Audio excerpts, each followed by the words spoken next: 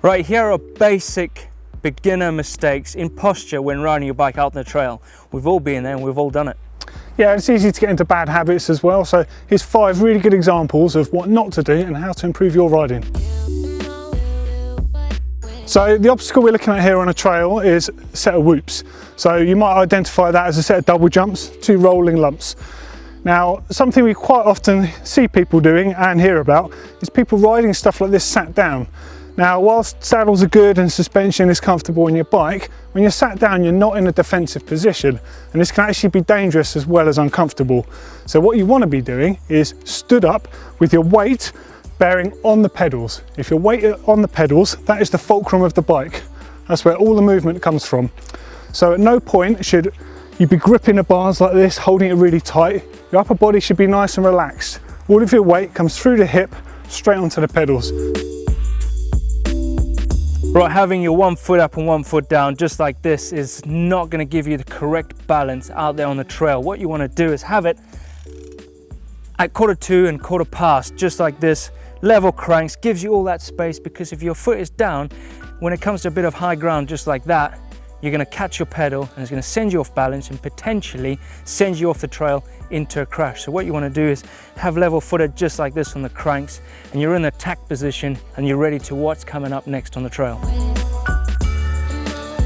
So one of the things you really want to be doing when you're out on the trail is being nice and fluid and relaxed. So as soon as you stiff up, you're actually going to find you're stabbing at the brakes and you're unnecessarily having to pedal to get your speed back up again. Like earlier on, Blake rode this section of trail and he was actually fighting himself. He was so stiff on the bike and he's braking so hard that, I mean, to be fair, it looked pretty funny. It's not really what you need to be doing. You can actually make a section of trail like this a lot easier to ride and a lot less scary if you just flow. Do everything less, brake less, pedal less, just enjoy that flow of the trail.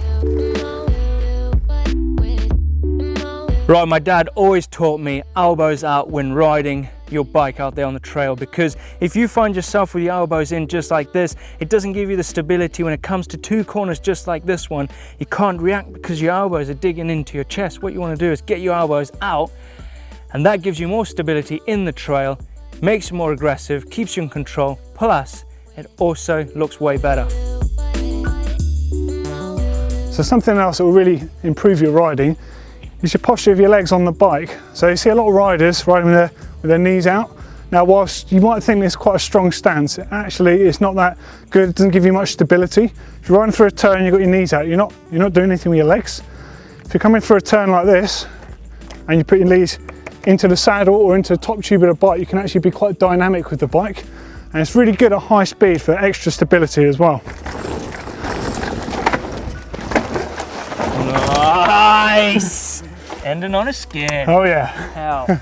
So they are basic tips on how to get your posture correct on the bike, and it'll help you keep your bike in control out there on the trail. Absolutely. Don't forget to click in the middle to subscribe for a new video every single day. And if you want a video on how to stop crashing, click right here. Just click there and click over there for 8 basic tricks that you can do anywhere, literally anywhere. Don't forget, if you love this video, give it a thumbs up like.